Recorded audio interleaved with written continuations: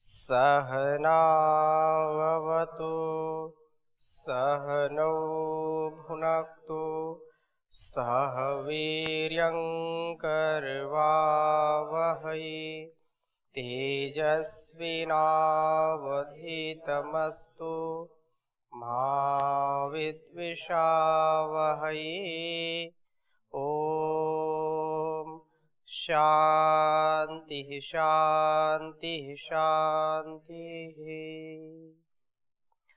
वैदिक जीवन पद्धति की इस कक्षा में आप सबका पुनः हार्दिक स्वागत है, अभिनंदन है। बहुत ही सुंदर विषय चल रहा है ब्रह्मचर्य, और ब्रह्मचर्य के बिना हमारा जीवन सद्गति को नहीं प्राप्त हो सकता है। गुरुकुलीय जो जीवन है वहां तो ब्रह्मचर्य स्वाभाविक हो जाता है, अर्थात वह स्वभाव में उतर जाता है, क्योंकि जो बाहर का परिवेश है, जो जगत का लोक का जो परिवेश है, उससे गुरुकुल की जो व्यवस्था है, गुरुकुल की जो मर्यादा है, गुरुकुल का जो अनुशासन है, ये गुरुकुलीय जो जीवन है वो बिल्कुल भिन्न होता है। इसलिए ब्रह्मचारी जो सदाचारी बन करके अपने जीवन और इस जगत को उन्नत बनाने का परम पुरुषार्थ करते हैं, उन्हीं से यह दुनिया बदलती है। दुनिया को अपने कदमों में झुका लेता है ब्रह्मचारी, विवश कर देता है। अपनी उत्साह की जो स्फूर्ति की जो स्थिति है, उससे ब्रह्मचारी पूरी दुनिया को अपनी ओर आकर्षित कर लेता है। अथर्ववेद के ब्रह्मचर्य सूक्त का भी हम आगे स्वाध्याय करेंगे, परंतु इस बात को आप स्वयं अपने इस परिवेश में जहां आप रह रहे हैं, किसी प्रकार का कोई दूषण नहीं है, ना कोई वैचारिक प्रदूषण है, ना कोई सामाजिक, किसी भी प्रकार के जो कुसंग है उनसे आप बहुत दूर हैं। यह सौभाग्य हमारा है कि हम इस जीवन को जी रहे हैं, और यह बिल्कुल संशय रहित बात है कि जन्म जन्मांतरों से हमने इस जीवन को जिया है, जिसके लिए हम पुनः इस भोगवादी समाज, भोगवादी समय के उस प्रलोभन को हमने ठुकरा दिया। यह हमारा परम सौभाग्य है कि ब्रह्मचर्य युक्त जीवन हम जी रहे हैं, और इसको और अच्छा बनाने का सतत प्रयास चल रहा है। क्योंकि आज का जो समाज है, आज का जो पारिवारिक विकास है, वह केवल भौतिकता के लिए होता है। मैं उनका इसमें जिक्र नहीं करना चाहता हूं जो इस परंपरा को, आध्यात्म को मूल में रख करके अपने जीवन को आगे चला रहे हैं। मैं उधर आपका ध्यान दिलाना चाहता हूं कि जो लोग इस संसार के सुख को सबसे ज्यादा वरीयता देते हैं, जबकि सांसारिक जो भोग हैं, उन भोगों को भोगते भोगते कभी हम तृप्त नहीं हो सकते। ब्रह्मचारी इन तुच्छ भोगों की कभी कामना नहीं करता। जैसे ब्रह्मचर्य का पालन वो स्वयं अमृत तत्व की प्राप्ति का एक साधन है, और जो नैष्ठिक ब्रह्मचारी होता है, निष्ठा पूर्वक अपने विचार को, अपने व्यवहार को, अपनी इंद्रियों को वश में रखता है, एक क्षण के लिए भी, सपने में भी कभी जो पतित नहीं होता है, वह अखंड ब्रह्मचारी इस देश और दुनिया को बदल देता है, नई दिशा देता है, नई दशा देता है। इसलिए हमारा भारतवर्ष, हमारे ये आर्यावर्त दुनिया का सिरमौर था, और उस परंपरा को हम पुनः परम पूज्य स्वामी जी महाराज आचार्य श्री के पावन आशीर्वाद से इसको करने में समर्थ होंगे, ऐसा हम ऋषियों के जीवन को जीने का प्रयास कर रहे हैं। ऋषित्व हमारे जीवन में आए, इसके लिए यह बहुत बड़ा युग परिवर्तन का कार्य हो रहा है। उन युवक और युवतियों को, उन स्त्री पुरुषों को यदि अपने जीवन में उत्कर्ष चाहिए तो उनको भी ब्रह्मचर्य का पालन करना चाहिए। बिना ब्रह्मचर्य के कोई भी व्यक्ति उन्नत नहीं हो सकता है। उसका परिवार रूपी जो संस्थान है कभी समुन्नत नहीं हो सकता है। दुख, क्लेश, कष्ट, अहंकार अनेक प्रकार से उसको प्रताड़ित करते रहेंगे, अनेक प्रकार से उसका पतन होता रहेगा। पिछली कक्षा में जो चर्चा की थी उसमें से आप में से किसी का कोई प्रश्न हो तो आप पूछ सकते हैं। ओम स्वामी जी वरया जी। स्वामी जी, बचपन में सुनते थे कि ब्रह्मचर्य से ऋषि वाणी सिद्धि करते थे और जो कह देते थे वही होता था, और इसके बारे में स्वामी जी कृपया अपने मुखारविंद से, सरस्वती वाणी से हम लोगों को और समाज को मार्गदर्शक दें। इसमें कोई संदेह नहीं। जैसे कल भी आप एक श्लोक पढ़ रहे थे, कल की कक्षा में बताया था कि जो ब्रह्मचारी होता है तो ब्रह्मचर्य में धैर्य प्रतिष्ठित होता है, ब्रह्मचर्य में तप प्रतिष्ठित होता है। जो ब्रह्मचारी होता है वही तपस्वी हो सकता है, वही धैर्यशाली हो सकता है, और जो तपस्वी होता है वो वाणी का प्रयोग अनर्गल नहीं करता। वाणी का प्रयोग बहुत सोच समझ के करता है, क्योंकि वाणी एक बार यदि मिथ्या निकल गई तो वाणी का तेज घट जाता है। परंतु जो ब्रह्मचारी होता है उस वाणी का श्रवण करने वाला उसके प्रति समर्पित हो जाता है।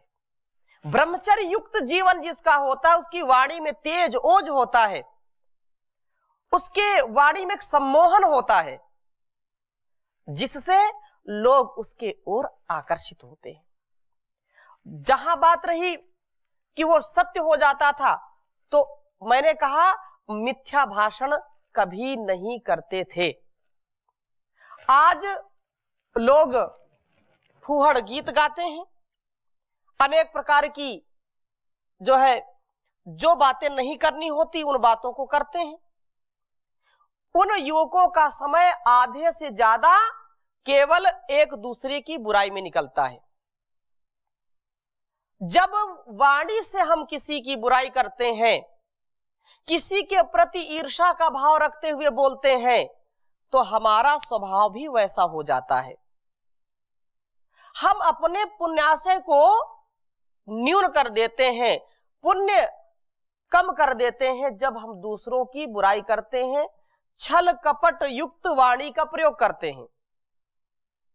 वाणी सरस्वती है, सरस्वती बोलते हैं इसको। तो वाचा,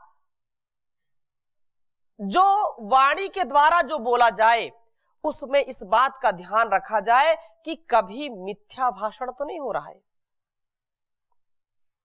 एक श्लोक आपने पढ़ा होगा कि विद्यार्थी जो अच्छा होता है उसका जो समय है वो काव्य शास्त्र विनोदेन, काव्य शास्त्र विनोदेन कालो गच्छति धीमताम। ये जो बुद्धिमान है, जो तेजस्वी है, जो वर्चस्वी है, वो एक क्षण भी अपना व्यर्थ नहीं गवाते। वे शास्त्रों की चर्चा में अपने समय को व्यतीत करते हैं।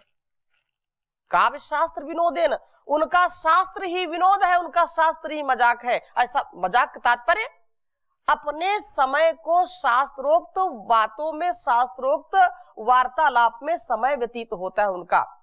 लेकिन जो मूर्ख होते हैं, जो निर्वीर्य होते हैं, उनका समय निद्रा व कलहेन व, आलस्य में जाता है, निद्रा में जाता है, सोते रहते हैं, और नींद नहीं आई तो एक दूसरे से कलह करना, एक दूसरे को सताना,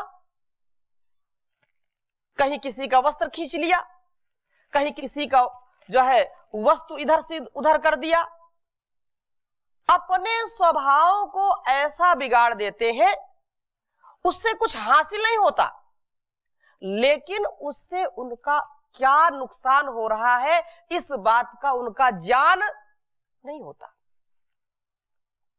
लड़ने में झगड़ने में समझ आता है। अब इस आजकल के युग में मोबाइल चलाने में जाता है, फेसबुक चलाने में जाता है, गेम खेलेंगे। ये समय यदि ऐसा व्यतीत हो गया तो जीवन का वो लक्ष्य कभी प्राप्त नहीं कर पाएगा। इसलिए सभी युवक और युवतियों को, सभी पुरुषों को और सभी मातृशक्ति को इस बात का ध्यान रखना चाहिए कि उसका समय बहुत कीमती है। उसको लड़ाई झगड़े में, ईर्ष्या द्वेष में नहीं रखना चाहिए। कहते हैं कि क्योंकि आज का युवक या युवती, बालक बालिका तो चले गए, अब लड़के और लड़की हैं।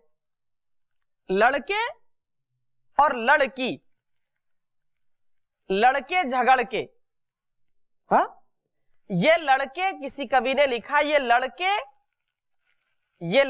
लड़के ऐसे भड़के, तहजीब के सिर पर चढ़ के, चाकू छुरियों से लड़ना सीखा गैर की शिक्षा पढ़ के।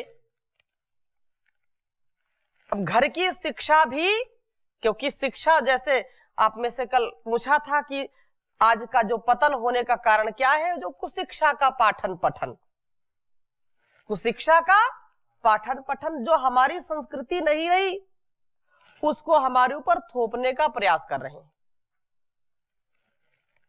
तो चाकू छुरियों से लड़ना सीखा गैर की शिक्षा पढ़ के।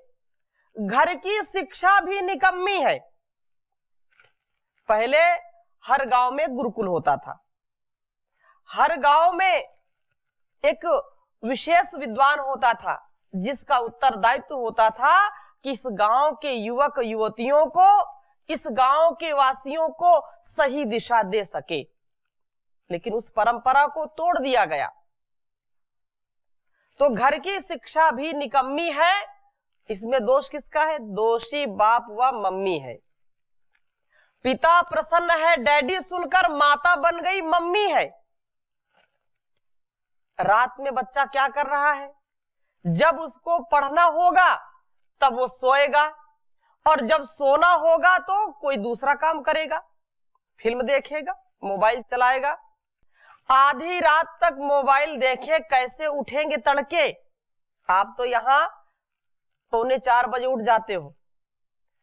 कोई भी बाहर आंधी आ रहा, तूफान आ रहा है, बरसात हो रही है, ठंडी है, गर्मी है, 12 महीने 365 दिन ये गुरुकुल की दिनचर्या है। बाहर कोई कल्पना भी नहीं कर सकता है कि 3:45 बजे उठना। बोले ये उठना क्या है? 3:45 बजे तो वो सोना शुरू करते हैं। ये सत्य है। 3:45 बजे, 4 बजे, 3 बजे वो सोना शुरू करते हैं। और सोएंगे कब तक? जब तक सूर्य सिर पर न चढ़ जाए। तो ये स्थिति है देश की। इसीलिए राष्ट्र का पतन होना शुरू हो गया। दिनचर्या बिगड़ गई। अब जब दिनचर्या बिगड़ गई तो युवक और जो भारत का कर्णधार है वही सो रहा है कुंभकर्ण की नींद। तो कौन उद्धार कर सकता है इस राष्ट्र का? लेकिन ऐसे समय में हमारे राष्ट्र का उद्धार करने के लिए परम पूज्य स्वामी जी ऋषि अवतार में आकर के पुनः राष्ट्र को जगाने का काम किया। जहां लोग 10 बजे उठते थे, 12 बजे उठते थे, वहां कम से कम अब लोग सुबह उठ करके योग प्राणायाम करते आपको दिखाई पड़ेंगे। तो यह राष्ट्र बदलेगा, अवश्य ही बदलेगा, लेकिन धैर्य के साथ। तो जो आपने बात कही कि पहले जो युवा कह देते थे या ऋषि मुनि कह देते तो वो सत्य हो जाता था, तो उसके पीछे यही रहस्य था कि उनका जीवन बहुत तपस्वी होता था और एक भी बात को मिथ्या नहीं बोलते थे। जो इष्ट होती थी वही बात बोलते थे। जैसे कहा, इष्ट बोलो, मिष्ट बोलो, शिष्ट बोलो। तो शिष्टता से युक्त वाणी बोलते थे, मधुरता से युक्त वाणी बोलते थे और इष्ट वाणी बोलते थे। अर्थात जो कल्याणकारी वाणी है उसी का व्यवहार करते थे। कोई भी मिथ्या भाषण नहीं करता था। लेकिन आज ऐसे लोग हैं कि उनसे पीछा छुड़ाना मुश्किल पड़ता है। एक बार पकड़ लिया तो जब तक पूरे दिन की जो है किसी की बुराई नहीं बता देंगे तब तक वो छोड़ेंगे नहीं। इससे क्या है? समय की बर्बादी है, ऊर्जा की बर्बादी है।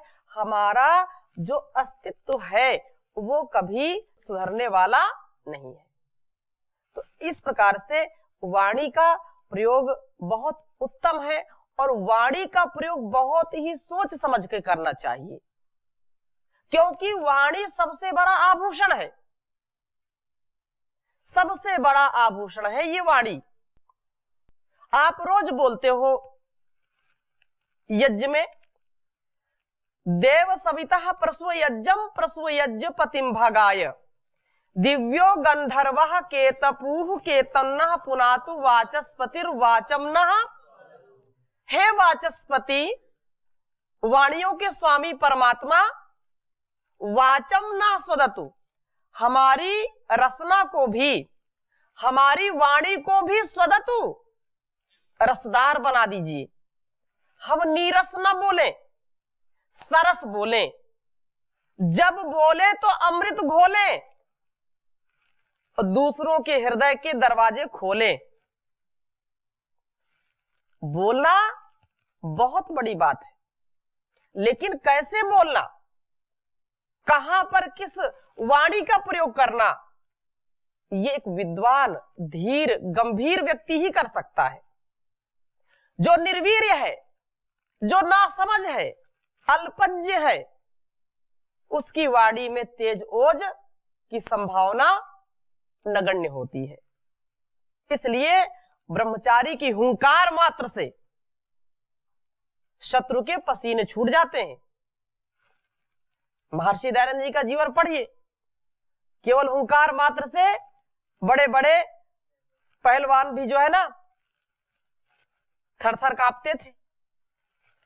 इसलिए ब्रह्मचर्य का पालन सभी युवक और युवतियों को करना परम आवश्यक है, परम धर्म है। ये हमारी परंपरा है, ये हमारी धरोहर है और इसी से हमारा जीवन श्रेष्ठ बन सकता है। जीवन में कभी वो अपनी वाणी से असत्य नहीं बोलते थे। एक बार जो मुंह से निकल गया वो कभी वापस उसको लेते नहीं थे, पूरा जीवन उसी में काट देते थे। उनकी वाणी पत्थर की लकीर होती थी, कुछ भी हो जाए।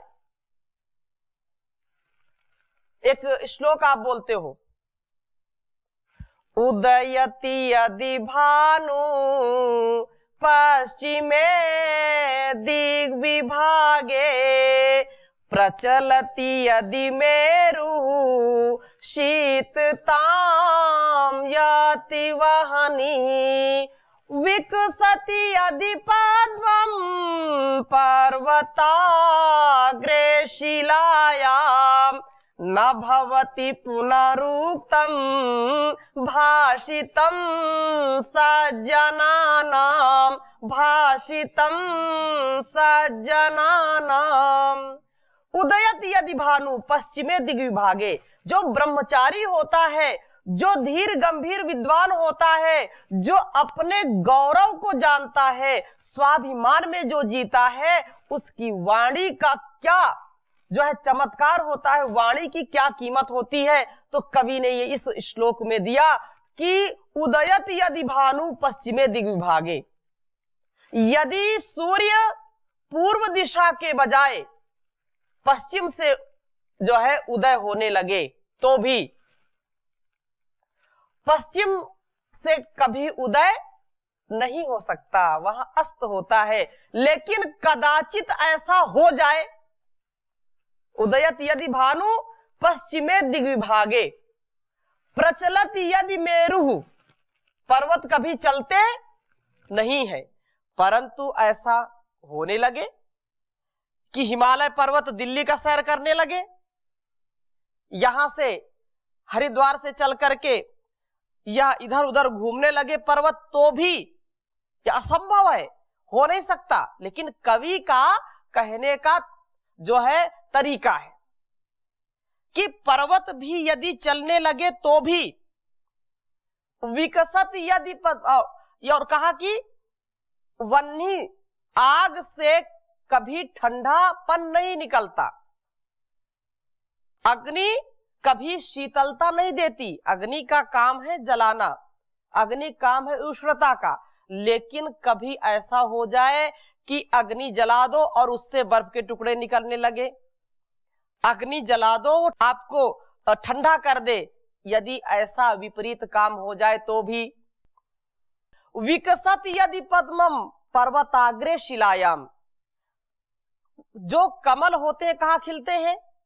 जल में, कीचड़ में खिलते हैं, परंतु कभी ऐसा हो सकता है, हो जाए कि पर्वत की चोटी में, पहाड़ों पर यदि कमल विकसित होने लगे, खिलने लगे, तो भी न भवति पुनरुक्तम भाषितम सज्जना नाम, जो विद्वान है, जो सज्जन है, जो धर्मात्मा है, वो एक बार अपनी वाणी को कह करके उससे कभी पीछे हटते नहीं है।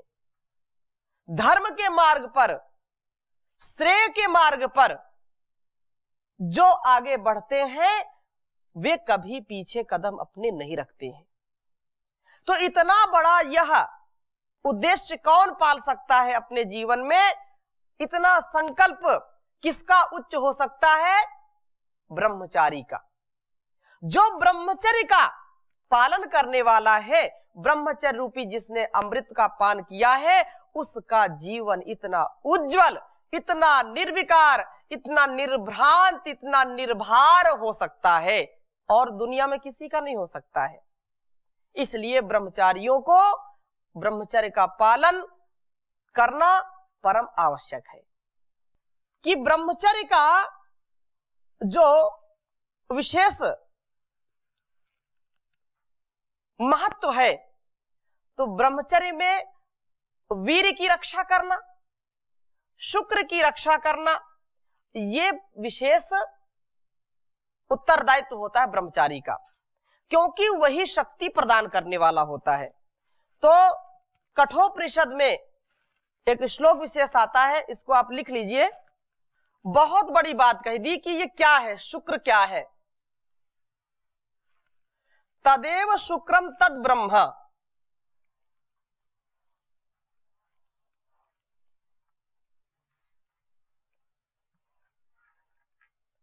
तदेव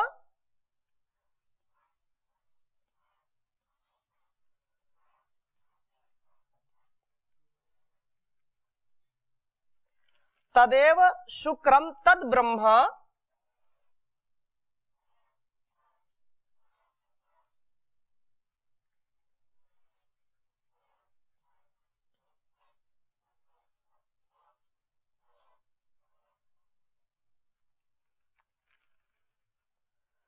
तदेवामृतमुच्यते।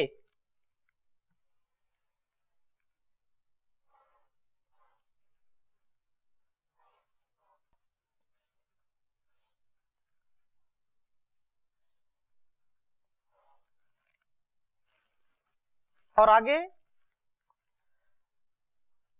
तस्मिन् लोकाः श्रिता सर्वे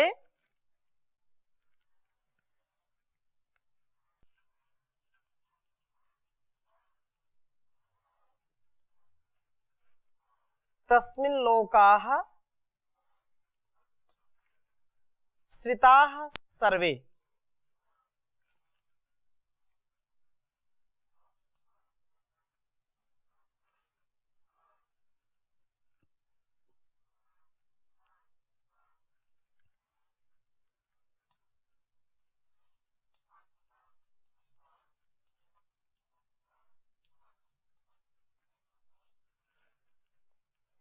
तदु नातेति कश्चन,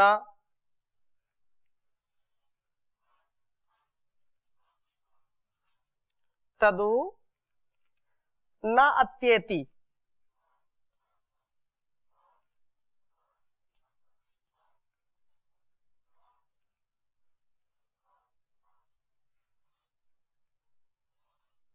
कश्चन।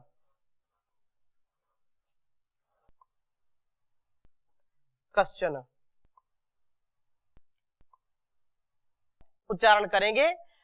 तदेव शुक्रम तद ब्रह्मा, तदेवामृतमुच्यते, तस्मिन् लोकाः स्थिताः सर्वे, तदु नात्येति कश्चन। बहुत उत्तम बात कही। तदेव शुक्रम, वह जो जीवन को देने वाला है वही क्या है? वही शुक्र है। और वही क्या है? तद ब्रह्म। बहुत बड़ी बात है, क्योंकि यह जीवन जो जीने की शक्ति प्रदान करने वाला है वह क्या है? शुक्र है, वह वीर्य है। वीर से ही हमारा यह जीवन अच्छी प्रकार से चलता है। निरोगी रह करके हम अपने जीवन के लक्ष्य को प्राप्त करते हैं। तदेव शुक्रम तद ब्रह्मा तदेव अमृतम उच्यते, वही अमृत के समान है, उसी को अमृत कहते हैं। इस शरीर का अमृत क्या है? शुक्रम। और तस्मिन् लोका स्थिता सर्वे तदु नातेति कश्चन, ये सारा सब लोक उसी के आश्रय में है, उसके बाहर कोई जा नहीं सकता। इस शरीर का जो सार है, जो हमारे जीवन का आधार है, जिसके बिना जीवन बेकार है, उस धार को, उस जीवन के आधार को हम निराधार ना करें, उसको जीवन में अपनाएं। इस श्लोक की और व्याख्या हम अगली कक्षा में करेंगे। अभी यहीं पर विराम देते हैं। ओम शांति शांति शांति।